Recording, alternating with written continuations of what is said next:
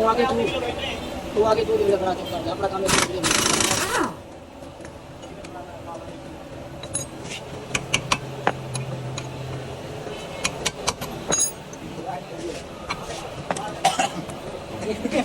ये क्या कर रहा है